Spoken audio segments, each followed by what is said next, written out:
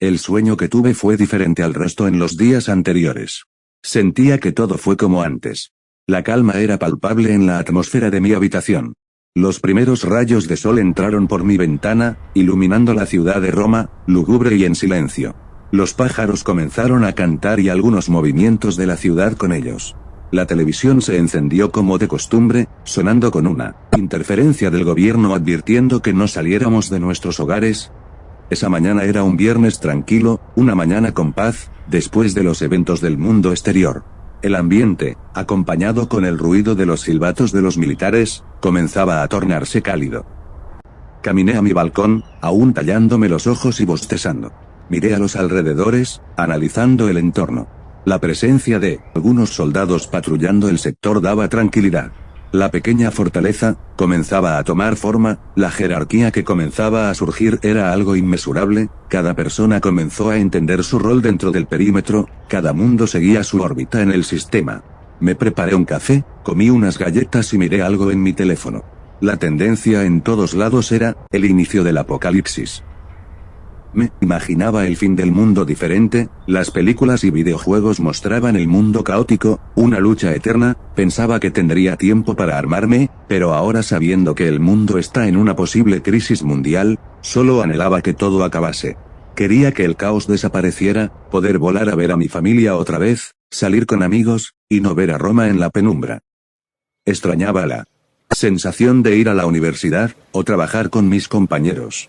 Eran momentos de paz, los días no los sentía eternos, y las calles de noche, alumbradas por las farolas me encantaban, pero ahora esos tiempos parecían distantes, como de otra vida. Recuerdo haber salido a la sala principal del edificio. Allí estaban la señora Anna y el señor Marco, sentados en el viejo sofá, como si los días no les hubieran pasado encima. No los había visto desde hacía días.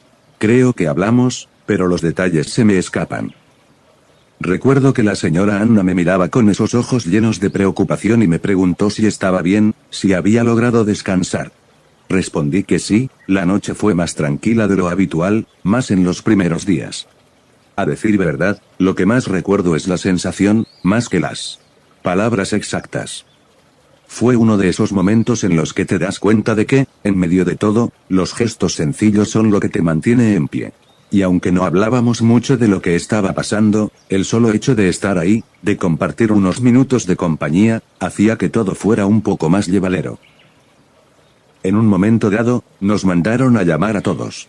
Entraron dos militares con sus armas en las manos, ambos gritaban que teníamos que salir y formarnos afuera del edificio, uno se quedó en la entrada haciendo señas para irnos, mientras que el otro subía las escaleras gritando, golpeando las puertas y las paredes por si alguien por alguna razón no escuchaba el alboroto, ordenando que todo el mundo saliese de sus habitaciones.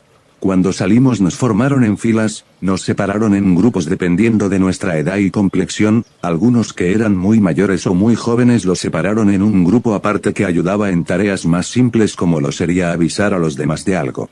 Habían más formaciones en la calle, cada uno tenía 2 soldados que vigilaban, los que se ponían nerviosos eran insistentes, fueron sujetados, y los sentaron en una silla donde se les explicaba lo que haríamos. Estuvimos así unos 20 minutos, el calor era intenso, aunque por suerte una nube grande pasó por el cielo, dándonos sombra. Nos movimos en orden hasta el centro de la plaza, donde estaba el comandante de la evacuación. Con un megáfono el oficial al mando comenzó informando que toda persona dentro del perímetro se le asignaría una tarea adaptada a cada tipo. La gente comenzó a abuchear, pero el comandante alzó la voz. Dio la noticia que la evacuación sería pospuesta hasta nuevo aviso. Había ocurrido un brote de infectados en una de estas, provocando que el número de nuevos infectados sean desconocidos. Como medida de precaución, se había optado crear una estrategia de resistencia. Debido a la preocupación de que el virus se expanda a otras regiones. Estaríamos así algunas semanas antes de que los altos mandos piensen qué hacer para no esparcir la enfermedad. Además se mencionaba de posibles focos de caos en ciudades como Milán, Venecia y Florencia, entre otras ciudades que no recuerdo bien. Terminando el aviso, el comandante ordenó a sus soldados que nos llevaran a nuestros puestos de trabajo. Los soldados mencionaban los nombres, uno nombraba a alguien, luego el siguiente soldado nombraba a otro, así continuaron hasta completar la lista. Cada uno de nosotros nos formamos detrás del grupo que nos correspondía. Fui llevado junto al resto a donde estaban los camiones que llegaban. El gobierno ordenó que cada campamento hiciera lo posible para mantener el control. Nuestro optó por resistir, e ir limpiando calles poco a poco con apoyo de los demás campamentos. En ese momento supe que se nos nombró Campamento 4, había alrededor de 14 en toda Roma, conocidos en la jerga militar como RA, inicial de Roma, y a campamento en italiano. Después de un rato fuera del edificio se notaba un olor nauseabundo, parecía que algo se pudría en las casas circundantes, no sabía si un infectado o alguien que pereció. Las moscas volaban cerca, buscando el origen del olor. Solo pensar en el olor hace que me estremezca del asco. Muchos por miedo a que una mosca trajera la enfermedad, se lavaban las manos constantemente o si veían una, intentaban matarla, algunos usaron fuego para ahuyentarlas, unos vomitaban o se mareaban, una chica de unos 15 años. La mandaron a hacer otra cosa en lo que buscaban el cuerpo. Desde mi balcón y el edificio no se notaba mucho, pero cerca de la ojera que habían incendiado hace un día, el suelo tenía una mancha negra. Parecía un líquido como sangre, pero más viscoso, muchos intentaban quitarlo, aunque sin efecto, era muy difícil quitarla. Mi abuelo era un hombre antiguo, hablaba otros idiomas de Italia, como el siciliano, napolitano, el sardo y el veneto. Vivió en muchas partes de la nación, y me enseñó muchas cosas. Cuando era niño me dijo que el mundo sufriría una hambruna masiva en algún momento, que un desastre nos dejaría sin comer por días y que para cuando pase estaría preparado. Me mostró cómo cazar ratas, lagartijas y serpientes, cómo quitar la piel, y cómo usar cada parte del animal. Cocinarlos. Era lo más sencillo, y menos traumático, pero el sabor no estaba mal. Los veranos con él me fortalecieron la mente y el estómago para el nuevo mundo que nacía. Recuerdo aún su sonrisa burlesca cuando me veía con cara de miedo de más niño. Lamento que no esté aquí para apoyar a los demás con su sabiduría, ya hubiese alimentado a cada uno con una rata azada. Éramos en ese momento unas 200 personas en el campamento, entre soldados, médicos, refugiados, fuerzas del orden y civiles. Algunos mantenían la esperanza de que todo acabase, aunque era muy optimista pensar que el impacto psicológico se terminaría en unas pocas semanas. Pese a todo, nos sentíamos seguros, tal vez haya problemas, pero dudaba que no hubiese un solo lugar tranquilo siquiera cerca de Roma. Habían llegado fuerzas de apoyo de países como España y Francia, además de personal de la ONU que ayudaba a restablecer el control. Era cansado cargar y acomodar las cajas en los almacenes o transportar cosas a las entradas o donde acomodaban todo. El ejército había usado las tiendas cercanas y algunos negocios como almacenes. Los dueños o trabajadores que vivían cerca al perímetro se encargaban de llevar un inventario. Armas, medicamentos, material de construcción y repuestos de vehículos yacían en los estantes. Pensaba que las armas o equipo que llevaban los policías y militares no era tan pesado, hasta que cargué uno. Era como cargar una mancuerna larga, incluso las pequeñas eran pesadas. Los chalecos, los cascos e incluso las botas. Ahora les tenía más respeto por poder cargar todo eso por horas, además del calor que soportaban. Al mediodía, mientras cada quien hacía sus actividades, una campana sonó en el centro de la plaza. Fuimos hasta allí con algo de incertidumbre de qué podría ser. Allí estaba el comandante Marcelo, a su lado estaban dos militares, uno tenía un lanzallamas casero. Era un recipiente de aluminio con un líquido inflamable compactado y era lanzando en forma de spray. Tenía un tubo de metal pequeño, y al final colocaron un mechero. Tenían un mecanismo que al apretar el mango, lanzaba una llama grande, lo suficiente para ahuyentar a un infectado. El segundo tenía una sirena, de esas que usan que al apretarla lanzan un ruido muy fuerte, era muy grande y silbaba fuerte. El oficial al mando comenzó a explicar que, como íbamos a estar un tiempo resistiendo al caos, necesitábamos saber cómo defendernos. Dijo que no eran muertos vivientes como muchos decían en el internet. No son más fuertes que un humano y son igual de vulnerables que un humano común. Son sensibles a las luces brillantes y sonidos fuertes, le temen al fuego y no suelen atacar si ven que son superados en número. No son tan irracionales, e incluso hay peleas campales entre ellos. Sin embargo, pese a que pueden ser aturdidos, si sienten que es vida o muerte lucharán hasta acabar con la amenaza. No suelen ver bien en la noche ni cuando hace mucho sol y la luz se refleja, prefieren moverse zonas tenues y de día. En el tercer día, cuando supimos de cómo defendernos, también decían que los primeros en infectarse ya han sucumbido. Los primeros días fueron marcados por las olas de infectados, pero con el tiempo disminuyeron, no sin dejar huella donde pasaron. Era como un bosque, que se incendia y el fuego recorre kilómetros. Deja ceniza y destrucción, pero el bosque vuelve a lo que fue tarde o temprano, tal vez no como antes, solo semejante. El campamento militar que instaló el gobierno en nuestro vecindario se extendía varias cuadras a la redonda. Las calles elegidas eran aquellas que formaban muros o se cerraban, esto era para poner las barricadas de alambre y de concreto más rápido. Algunos autos estrellados fueron colocados en forma de barricada en las calles circundantes al perímetro, colocando letreros con mensajes de calle cerrada. En las entradas habían guardias vigilando cualquier movimiento. Los vehículos blindados estaban estacionados para proporcionar potencia de fuego, y el alambre de púas era abundante. En un radio de unas 4 calles, toda persona fue evacuada a los campamentos. Solo las mascotas eran un problema. El poco espacio hacía que no pudiesen ser llevadas, pero un grupo se ofreció a ayudarlas. No eran parte del campamento, pero tampoco era fácil por las órdenes del gobierno. No fue hasta que el comandante fue convencido para que el grupo operase por su cuenta, sin embargo, serán puestos en cuarentena por si alguno se infecta. No recuerdo exactamente qué hice el resto del día, pero recuerdo la noticia de la mañana siguiente. Estaba algo nublado. El contraste de la luz pasando de entre las nubes era maravilloso.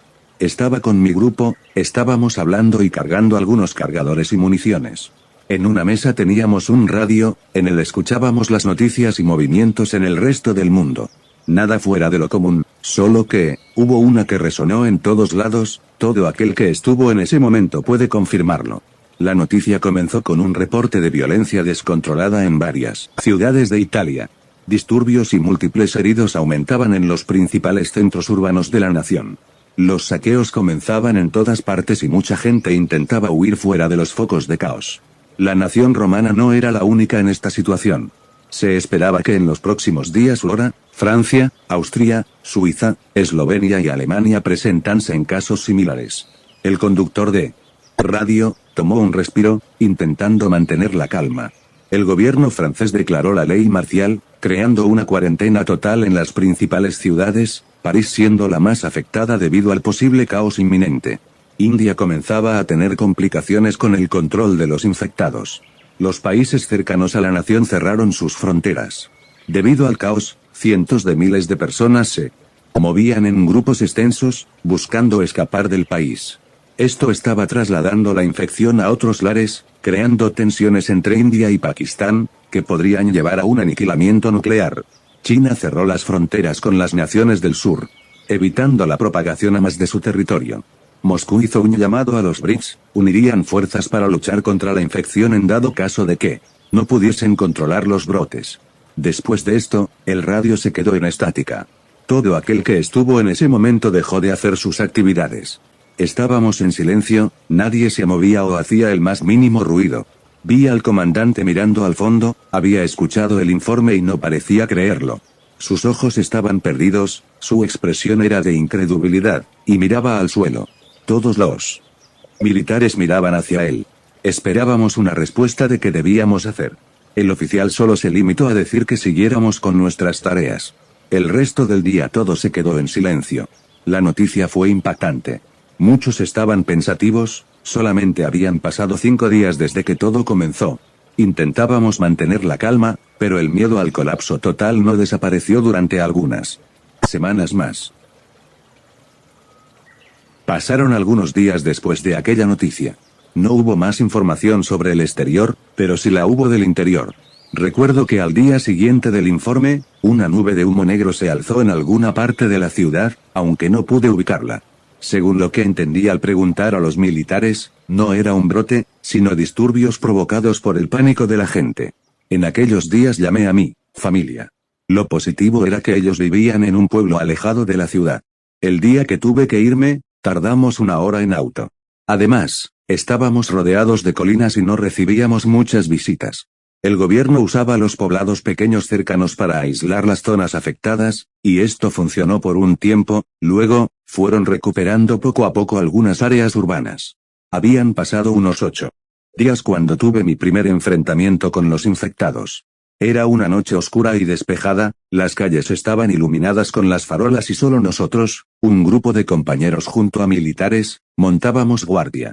El viento soplaba, y la luna brillaba intensamente. Todo estaba en silencio hasta que se comenzaron a escuchar detonaciones en una de las entradas. Todos los que portábamos armas. Corrimos hacia el origen del alboroto. Me quedé inmóvil mirando en dirección de los disparos hasta que un compañero me sacudió para que reaccionara. Me gritó que despertara, que necesitábamos ir a apoyar al resto. Me coloqué mi máscara de gas y corrí junto con los demás. Al llegar, nos encontramos con un grupo grande, no sé cuántos eran, pero puedo decir que en ese momento estábamos en igualdad de condiciones. Los otros desenfundaron sus armas y comenzaron a disparar. Sin embargo, yo me quedé mirando en la oscuridad, observando las siluetas de esos infectados. Me temblaban las manos y sudaba frío. Podría decir que, como en una película, luché valientemente contra ellos, pero no fue así.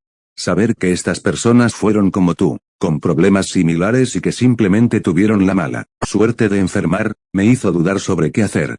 Mientras intentaba decidir, uno de ellos me vio. Corrió hacia mí con todas sus fuerzas. Después de eso no recuerdo bien, solo sé que cuando lo vi, sujeté mi arma.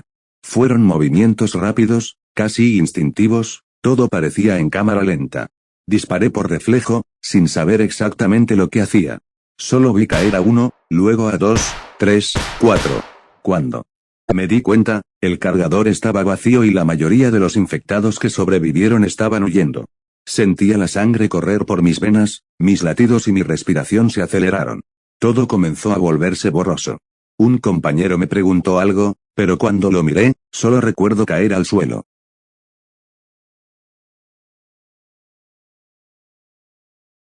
Todo estaba oscuro, pero escuchaba lo que sucedía a mi alrededor. Veía luces, oía voces, sentía el suelo. De repente, soñaba con el mundo antes del colapso, niños corriendo en las calles, personas preocupadas por la escuela o el trabajo. Extrañaba pensar en exámenes, trabajar en el local de comida. No quería esta situación, sentía que no era real y que despertaría en cualquier momento. Anhelaba volver a la normalidad. Desperté atado a una camilla. Aún mareado y con un dolor de cabeza, observé que me habían revisado. Buscaban signos de infección en mi cuerpo. En aquel momento no recordaba bien lo que había pasado la noche anterior. Me quedé un rato sentado en la camilla. Estaba en unos apartamentos o oficinas que habían sido adaptados para uso médico. Un enfermero caminaba por los pasillos, tomando notas, creo, se detuvo junto a mi puerta. Al levantar la vista, me vio sentado y entró a hacerme algunas preguntas antes de salir. Después entró uno de los pocos doctores del campamento. Me dijo que podía irme, que solo había sufrido un desmayo por la impresión del combate. Tardé un poco en moverme, pues sentía un fuerte dolor muscular debido a la incomodidad de la camilla.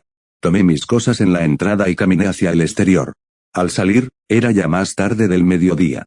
Había platos de comida en los cestos de basura y algunos compañeros descansaban sobre cajas o sillas. La mayoría estaba ya cumpliendo con sus tareas habituales. En unos días, nos habíamos organizado mejor y habíamos crecido un poco con la llegada de refugiados.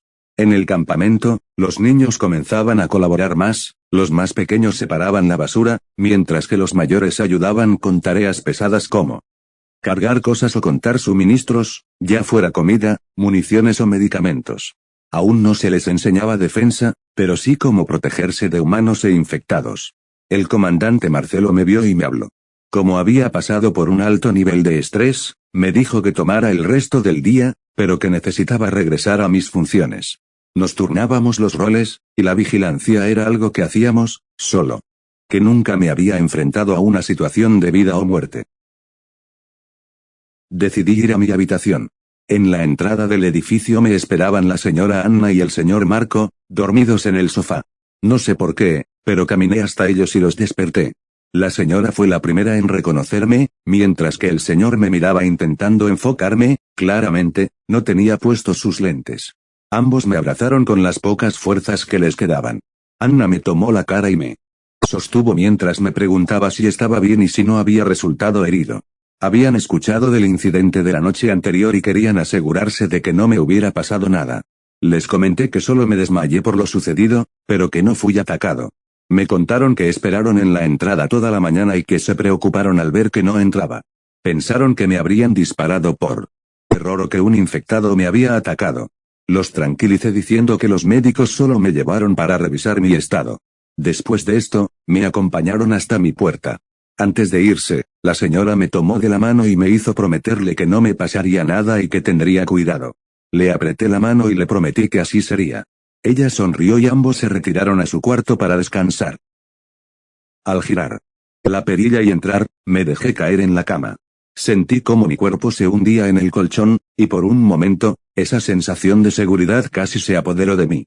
La pesadez que cargaba se desvanecía, y finalmente podía descansar. Los rayos del sol atravesaban la ventana, llenando la habitación de una luz tenue y cálida. Aún así, el recuerdo de lo que hice la noche anterior no dejaba de rondar en mi cabeza. Aquel infectado al que tuve que disparar, pese a estar en un estado tan grave que la misericordia parecía ser lo mejor, él fue como yo. Él fue como yo. Tenía sueños, ideas, familia, amigos. Esa noche me hizo abrir los ojos al darme cuenta de que no todos tienen la misma suerte. No es como en los videojuegos, donde no te detienes a pensar en estas cosas. El mundo real es cruel, este mundo. Lo es. Aún recuerdo su rostro furioso, pero sé que en el fondo aún era humano. No olvides suscribirte y darle like al video. Soy Zarariem. Buenos días, tardes o noches.